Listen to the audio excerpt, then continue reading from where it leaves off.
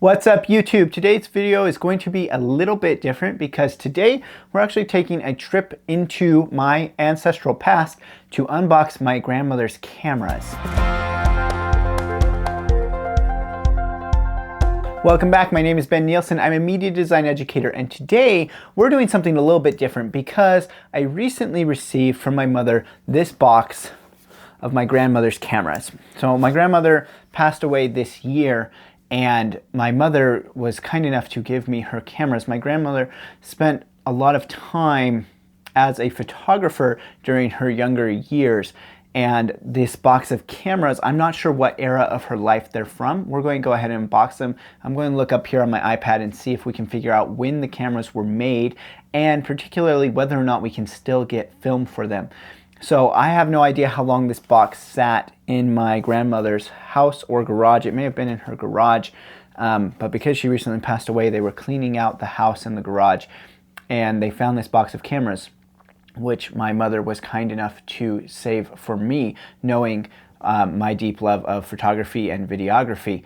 And this is a great connection point. I didn't even realize until several years ago that my grandmother had been involved in photography so much when she was young. And of course, photography was very different back then when she was growing up. She was 92 years old when she passed away. So this is going to be kind of a special experience for me, and I wanted to share it with you so that you could kind of see these old cameras and what they were like.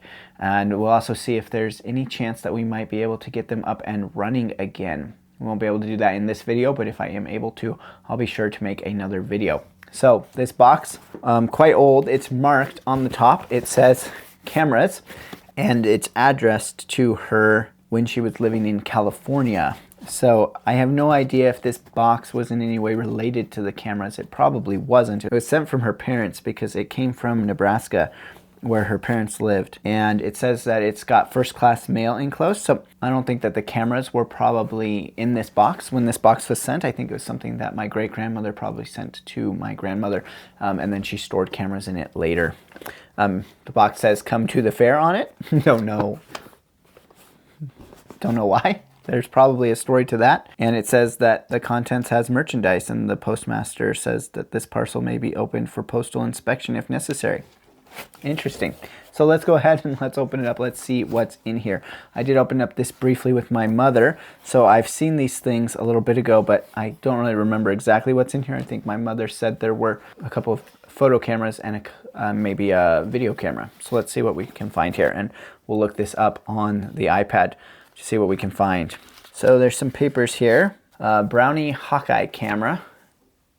This is a manual, and it's a flash model, so able to be equipped with a flash, I guess. Looking through here to see if I can find anything about the year in which this this booklet was printed or the camera was produced, and I'm not seeing anything here, so we can go ahead and look that up in a second. We'll make sure that we actually have that camera in here before we do. Here is the Brownie movie camera manual. So this is very exciting. It's got an f1.9 on it, and looks like there are 3 lens modules on it, maybe one for the viewer finder. This is so interesting. It says it's everybody's movie camera. So this was obviously an early attempt here to be bringing filmmaking to the masses, which is wild because when you look at it, we'll probably see this when we see the actual camera, but it actually looks a lot like an iPhone back because of the 3 lenses there. That we now have on the iPhone, and so we know that the iPhone has democratized video making in ways that film cameras never really did. So we'll need to look through these books a little bit more if we can actually get the cameras up and running. These will be very helpful in figuring that out. But let's see what else is in this envelope. Weston Direct Reading exposure meter. So I don't know if the exposure meter's in here, but she clearly had one at one point. We'll see if it's in here. I love looking through old things. There's just so much of people's lives that get stored away in boxes and of at-on stickers. These stickers were meant to be placed on the backs of photos, and then you could mark them. This is a picture of, it was taken at, and it was taken on, so that you had the who, the where, and the when of your photos. Now we have metadata and face recognition that handles those kinds of things most of the time. So it's just awesome to see these things. This is a picture guard, lasting plastic protection for your favorite photo. An adhesive that you were supposed to put over your photo. It's got instructions on how to put it on. And I'm assuming it's supposed to protect it from UV light. That's my guess. But maybe it was just meant to protect it from damage. And then we have the picture taking with the duplex camera, and this one is a Kodak. Okay, this is developing, printing, and enlarging with Kodak materials. So it's a manual for actually developing your photos. And now we get to the cameras. So let's start with this guy here. So this one, if I look at the manuals, Duaflex, not duplex, Duaflex. Yes, Kodak. Okay, so that's the shutter. I and B on the sides, not sure what that means. Assuming that's supposed to be the viewfinder on the top, because it doesn't look like you can see anything through the back. The back probably maybe showed what number of film you were on. This whole thing should open up. There we go. And that is where, yeah, so that is where you would put in your film. Let's see if it tells us load with Kodak 620 film. Panoramic films. This camera does not take 120 film. We need to see if we can find out when this was made and what film goes in it. We'll type in the Duaflex Kodak camera. Let's see if it tells us how old it is. 620 film made by Kodak in the US. The original versions were available from December 1947 to September 1950. That's pretty old. Oldest would be 1947, newest would be 1950 on this. All right, so looks like there's more that we can look up about the history of this camera, which I'll do later. Let's see if we can find any 620 film photography store. Let's see what we get here. There's cases and spools. A film sampler box. So it looks like you might still be able to get film for it, but it's all looks like it's vintage film.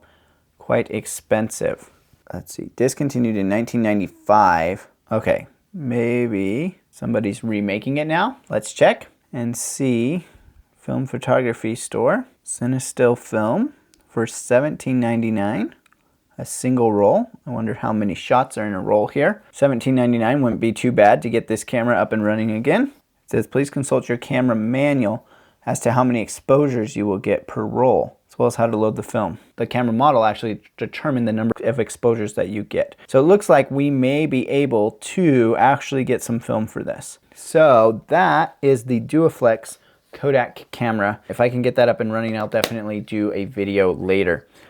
Does look like there was a mount for a tripod on the bottom, so that would be cool.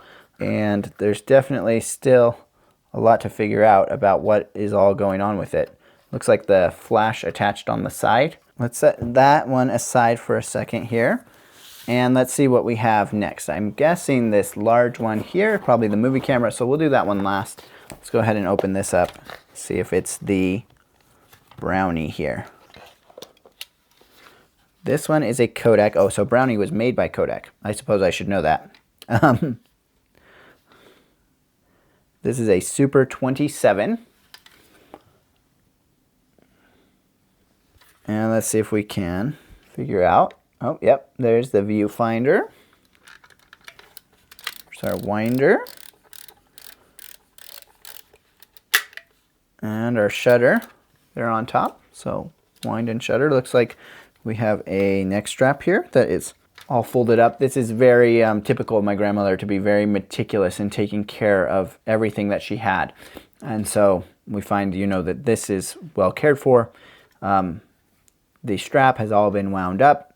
Everything is as it should be. So I'd say there's a good chance that if we can get film, we can get these working because they were obviously very well cared for. Let's see, there's an eject here. Let's see if we can figure out how to get the back open here. There we go. Okay, so we can see where the film would go in here. And looks like it's got winding spool. It says load 127 film. So we need to see if we can get some 127 film here. Go ahead and close this guy up. Put it back in its case. And there's some other stuff in the case here. So flash bulbs, actually. So if you recognize any of this and you want to tell me more about it in the comments, please do so. I am not an expert or even well versed in old film photography, so anything that you know will likely be helpful to me. Here's the manual for this one. So we didn't have the manual for it before. This is the manual for the Brownie Super 27. Okay, we'll put that back in there for now. And let's go ahead and take a look and see if we can figure out when it was.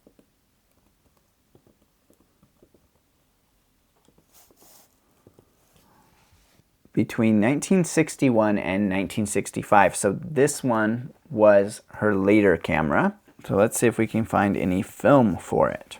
127 super slides were all the rage. We'll check 127 film. See what we can find. And there's some black and white roll of film.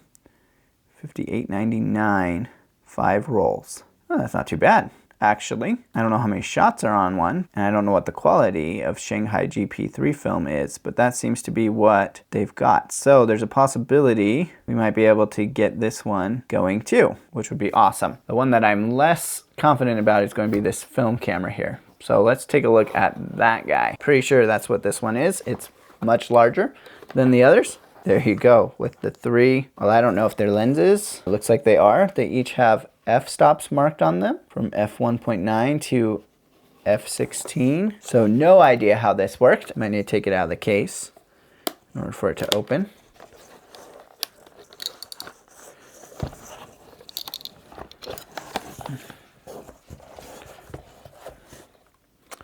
Slide it this way to open, but doesn't appear to want to. 2 stickers marked on the bottom here. One says first half, one says second half. I'm not sure what that meant. Not sure if my grandmother put that on there. And that must be to line up your shot there. Whoa. Okay, so that must be, and this must be to wind.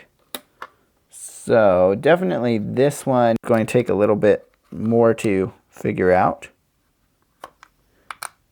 These two together create the viewfinder, and you can adjust it. Well, that's really cool. So that one does match the book here, the Brownie movie camera, Turret f1.9. So we're going to see if we can find that one. Turret f1.9. Let's see. Of 8mm film with 25 feet load. It has 3 lenses on a rotating turret. What rotates there is your f-stop, I think, and then each one has a focus wheel on top. And I don't know how you actually rotate the turret, but it does mark this as lens in use here, so whichever one is on my left, that's the lens that's in use. Looks like it's spring-loaded, so you pull it up and rotate it like that. You can rotate through. I'm not sure what each one is. I'll have to look in the book and see if it tells. Made in 1955. Okay, let's see what Reddit is saying about getting some film for it. It's in a place that still sells color. Okay, so it sounds like we just need 8mm film. So let's see what we can get. Sorry about the jump there. It looks like my camera actually died, so we have restarted it here. We were looking at this camera here at the very end there. This is the film camera. We did figure out how to open it up and check where to put in the film. It takes 8mm film, and it looks like that is available in various different places online. So we may be able to get that going if we can find a place that we can get to develop it. We looked at a couple other things here. We found some daylight filters for the camera, and then we found the light meter. So this is a Weston light meter. We saw the manual for this earlier, and let's see if we can find that one again. Here we go. The Weston direct reading light meter here for all still and movie cameras. So on the back, it looks like you can adjust your film speed, so you know what you're shooting at. So obviously it's telling me to shoot quite open because I'm in a studio right now, and so that makes a lot of sense. All right, so that is the last piece there that was inside of the box. And so pretty cool here, 2 still cameras and a film camera here inside this box of cameras that my grandmother had kept for going on 60 years here at least. So it's pretty cool to be able to see that, to take this little walk down the memory lane. I'm going to do some more research here, see what I can get for film for these cameras. Let me know if you would like to see a video on these cameras later. All right, leave that down in the comments. And don't forget, if you are interested yourself in being able to up your photography or videography games using modern technology like an iPhone, I now have courses for both iPhone photography and iPhone videography to get you started. You can check those out in the description below. If you take either of those courses on Gumroad, you can use the code YT15 to get one for just $15. Okay, we'll chat in the comments, and I will see you in the next video.